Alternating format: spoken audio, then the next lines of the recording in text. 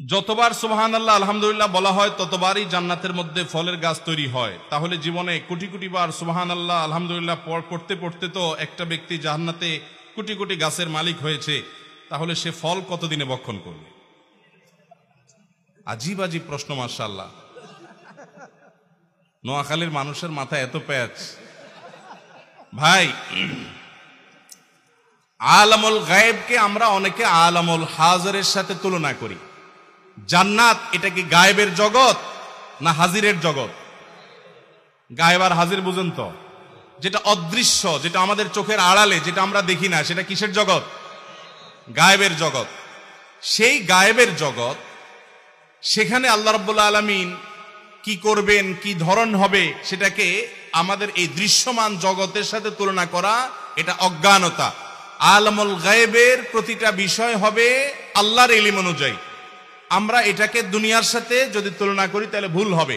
আপনি দুনিয়াতে কোনো গাছে ফল বেশি হয়ে গেলে সেটা পচে যায়, নষ্ট হয়ে যায়, আপনি সেটা চিন্তা করছেন জান্নাতে হয়তো সেরকম হবে। জান্নাতকে দুনিয়ার সাথে তুলনা করাটাই তো ভুল। জান্নাতে আল্লাহ যা দিবেন দুনিয়ার কোনো কিছুর সাথে তার কোনো তুলনা আছে? নবী করিম সাল্লাল্লাহু আলাইহি সাল্লাম বলেছেন, আল্লাহ তাআলা হাদিসে কুদসিতে বলেছেন, আদাতু লিইবাদিয়াস সালিহিনা মা লা আইনুন রাআত ওয়ালা উযনুন সামিআত ওয়ালা খাতারা আলা কলবি বাশার। আল্লাহ বলেছেন, আমি আমার নেককার বান্দাদের জন্য জান্নাতে এমন সব নেয়ামত রেখেছি যেই নেয়ামতের অনুরূপ কোন নেয়ামত কোন চোখ কোনোদিন দেখে নাই। তার মানে আমরা যেসব ফল দেখি, জান্নাতের ফল এরকম নামের কথা কোরআন হাদিসে আসলেও ওইটার বৈশিষ্ট্য ধরন এরকম না, সেটা এর চাইতে বহুগুণ উন্নত হবে, যা আমাদের কল্পনারও অতীত। অতএব সেখানে পচে যাবে, গলে যাবে, নষ্ট হবে, এসব চিন্তা করা অমূলক। বরং সেখানে আল্লাহ রাব্বুল আলামিন ফল তো, দুনিয়ার ফল তো মুখে চলে আসে না, ওখান থেকে তো মানুষ যখন যেটা চাইবে তখন তার সেটা নাগালে চলে আসবে। দুনিয়ার ফল খেলে তো মানুষের পেটে অ্যাসিডিটি হয়, অনেক সময় অসুস্থতা হয়, নানান অসুবিধা হয়। সেখানে কোনো অসুবিধা হবে না। বিদায় সেখানে আপনার অগণিত গাছ যদি থাকে, সেগুলোর ফল নষ্ট হওয়ার টেনশন আপনার করার দরকার নাই। আর আপনি চিন্তা করছেন সেগুলো আমি খেয়ে কবে শেষ করব। দুনিয়াতে যেরকম খেলে হজম হতে অনেক সময় লাগে, একটু বেশি খেয়ে ফেলছেন দুপুরে, রাত্রে আর খাইতে পারেন না, আখিরাতে আল্লাহ তাআলা খাওয়ার পর ডেকুট দিবেন, সব ক্লিয়ার হয়ে যাবে। এবং দুনিয়াতে আপনি 50-60 বছর থাকেন, চিন্তা করেন একটা গাছ যদি 2-4-10 মণ আম দেয় যথেষ্ট, আর কত? আখিরাতের যাত্রা তো শুরু হবে, তার কোনো শেষ হবে না। হাজার হাজার, lakh lakh, crore crore, billion billion, trillion trillion বছর, অগণিত সময় পর্যন্ত আপনি সেখানে থাকবেন। অতএব আখিরাতের নেয়ামতের কোনটার ধরন কি হবে না হবে, ওইটার সাথে দুনিয়ার কম্পেয়ার করা ভুল।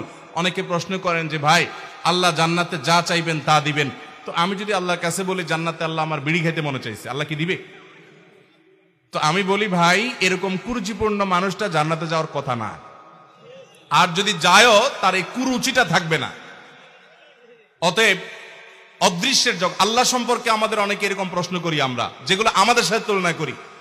আল্লাহ সম্পর্কে আমাদের অনেকের মনে শয়তান একটা ওয়াসওয়াসা, একটা প্রশ্ন তুলে দেয়। নবী সাল্লাল্লাহু আলাইহি সাল্লামের সময় অনেকের মনে এরকম প্রশ্ন আসতো। নবী করিম সাল্লাল্লাহু আলাইহি সাল্লামের কাছে বলার পর তিনি বলেছেন, যাকা নাফসুল ঈমান, এটাই তো তোমার ঈমানের লক্ষণ। অনেকে বলে, আচ্ছা আমাদের সবাইকে আল্লাহ সৃষ্টি করছে, তাহলে আল্লাহকে কে সৃষ্টি করছে? এরকম প্রশ্ন আসে কি আসে না? এর মতো হাস্যকর প্রশ্ন দুনিয়াতে আরেকটা নাই। কারণ আল্লাহকে কে সৃষ্টি করছে, এই প্রশ্ন করার মানে হলো আপনি আল্লাহকে সৃষ্টি মনে করছেন নাকি স্রষ্টা? আল্লাহ কি সৃষ্টি না স্রষ্টা? আল্লাহর যদি আবার সৃষ্টিকর্তার দরকার হয়, তাহলে কি আল্লাহ সৃষ্টি হবেন না স্রষ্টা হবেন? তাহলে তো সৃষ্টি হয়ে যাবেন, কারণ তারা স্রষ্টা খুঁজতেছেন আপনি। তো আল্লাহ তো স্রষ্টা, আল্লাহ তো সৃষ্টি না, তার আবার সৃষ্টিকর্তা কোত্থেকে আসবে? যার স্রষ্টার প্রয়োজন হয় সে সৃষ্টি হয়।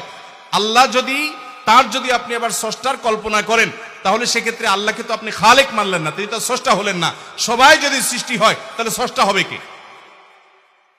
আল্লাহ তাআলা আমাদেরকে এই সমস্ত অমূলক প্রশ্ন, শয়তান যেগুলো আমাদের মনের ভিতরে সন্দেহের দানা তৈরি করার জন্য সৃষ্টি করে, সেগুলো থেকে আল্লাহ তাআলা আমাদেরকে পানাহ দান করুন। এই জাতীয় বাজে প্রশ্ন, বিশেষ করে যেগুলো অমূলক এবং কুফরি, আল্লাহ সম্পর্কে বাজে চিন্তা, সম্প্রতি এরকম প্রশ্ন শত শত আসছে আমাদের কাছে যে আল্লাহ সম্পর্কে বাজে চিন্তা হয়। আল্লাহ সম্পর্কে বাজে চিন্তা হওয়া লক্ষণ ভালো, এর মানে আপনার মধ্যে ঈমান আছে। শয়তান সেটা আপনার থেকে হরণ করার চেষ্টা করছে। যে ঘরে সম্পদ থাকে ওখানেই চোর যায়। এই জন্য আল্লাহর কাছে শুকর আদায় করবেন, আর আউযু বিল্লাহি মিনাশ শাইতানির রাজিম পড়বেন। বাম দিকে প্রতীকী থুতু নিক্ষেপ করবেন 3 বার। আল্লাহ তাআলা ইনশাআল্লাহ শয়তানের ওয়াসওয়াসা থেকে পানাহ দিবেন। আল্লাহুম্মা ইন্নী আউযু বিকা মিন ওয়াসাওয়াসিক, আল্লাহুম্মা জাআল ওয়াসাওয়াসা কলবি খাশিয়াতাক। আল্লাহ আমার মনের বাজে জল্পনা কল্পনাকে আপনার ভয় দিয়ে পরিপূর্ণ করে দিন। দোয়া পড়বেন।